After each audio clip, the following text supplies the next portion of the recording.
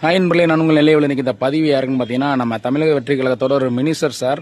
யாருன்னு பார்த்தீங்கன்னா, நம்ம மனிதவள மேலாண்மைத்துறை அமைச்சர் திரு சரத்குமார் சார் அவர்கள் மீது ஒரு பெரிய ஒரு குற்றச்சாட்டு ஒன்று வச்சிருக்காங்க. சோசியல் மீடியாவில் அந்த விஷயம் தான் வைரலாக போகுது.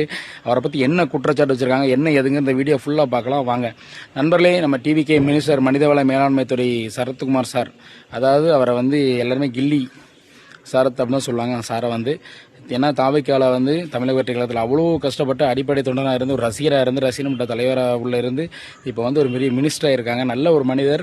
அவர் மீது ஒரு குற்றச்சாட்டு என்னென்னா, அவர் வந்து தேவையில்லாத போதைப் பொருள் வந்து யூஸ் பண்ணதாகவும், அது எங்கன்னா ஐபிஎல் மேட்ச் நடக்கிற இடத்துல வந்து அந்த 500 தாள் வச்சிருக்காரு, ஏடிஎம் உடைச்சிருக்காரு.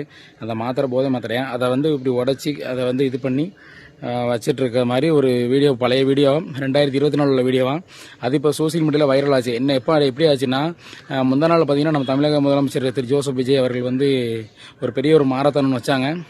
ஸ்டாப் ட்ரக்ஸ்ன்னு சொல்லி, அதாவது போதையில்லா தமிழகம் வேணும் அப்படிங்கிற ஒரு இதில் ஒரு விழிப்புணர்வான மாரத்தான் போட்டியில் சேர்ந்து நம்ம முதலமைச்சர் அவர்களும் வந்து ஓடினாங்க. அதில் இந்த டிவிகே அமைச்சர் இப்போ சரத்குமார் அவர்கள் கலந்துக்கிட்டாரு. இதை பார்த்தீங்கன்னா யாரோ பழைய வீடியோவை எடுத்து போட்டு அவர் இந்த மாதிரி தவறான ஒரு இதை யூஸ் பண்ணார் அப்படின்னு சொல்லி இவர் மேலே குற்றச்சாட்டு வச்சிருக்காங்க.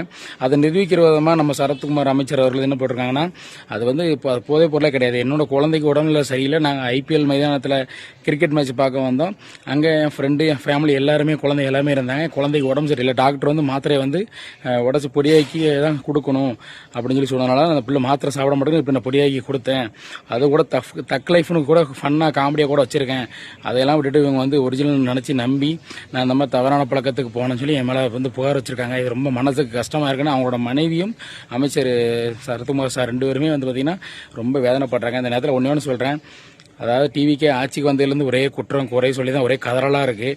எங்கே போனாலும் சொன்ன கல்யாண வீட்டுக்கு போனாலும் கருமாதி வீட்டுக்கு போனாலும் ஒரே குறையாக சொல்லிக்கிட்டு தான் கதறிக்கிட்டு இருக்காங்க. இந்த நேரத்தை இப்படி ஒரு வீடியோ வந்ததுக்கப்புறம் விடுவாங்களா மினிஸ்டர் சாரை? எல்லாருமே அவரை வந்து ரொம்ப ஒரு கலாய்ச்சி வீடியோ போட்டுட்ருக்கீங்க. தவறான விஷயம். அவர் ஒரு அமைச்சராக இருக்காங்க.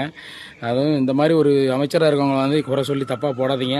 அவர் தவறெல்லாம் பண்ணது கிடையாது, நல்ல மனுஷன். அவங்க ஏரியா கூட எல்லாருக்கும் சொல்கிறாங்க, நல்ல உதவி பண்ணக்கூடிய மனிதர் அமைச்சர் சரத்குமார் சார். வந்து அவரை வந்து இல்லாத பழியெல்லாம் போட்டு தேவையில்லாத குற்றச்சாட்டு வைக்காதீங்க. கண்டிப்பாக குற்றச்சாட்டு வச்சிங்க அப்படின்னா அவர் அதுக்கு நிரூபிக்க ரெடியாக இருக்காங்காரு. ஏன்னா அவங்க மனைவியும் சொல்கிறாங்க, அவர் மனைவி பிள்ளைகள் குழந்தைகள் குடும்பத்தோடு ஒரு மேட்ச்சுக்கு போயிருக்காங்க. அவ்வளோ போலீஸ் இருக்காங்க அந்த மைதானத்தில், அவ்வளோ செக்அப் பண்ணி தான் விடுவாங்க. அந்த இடத்துல போய் தவறான ஒரு பொருள் யூஸ் பண்ண முடியுமா? அதனால் இதெல்லாம் யோசித்து சிந்திச்சு பாருங்கள். தவறுலாம் எந்த பக்கம் இருக்காது, நியாயமாக தான் இருப்பாங்க. ஏன்னா அங்கே தளபதி நியாயமாக இருக்கார், அவங்க கூட இருக்கவங்களும் அப்படி தான் இருப்பாங்க. ரைட் நண்பர்களே, இந்த பதிவு உங்களுக்கு எதாவது பிடிச்சதுன்னா கண்டிப்பாக அவங்க இப்போ கருத்தை இங்கே பதிவிடுங்க. வீடியோ பிடிச்சி லைக் பண்ணி ஷேர் பண்ணி மறக்காமல் நம்ம பேப்பர் 248 சேனலை சப்ஸ்கிரைப் பண்ணி அமைக்கிறேங்க. நன்றி, வணக்கம்.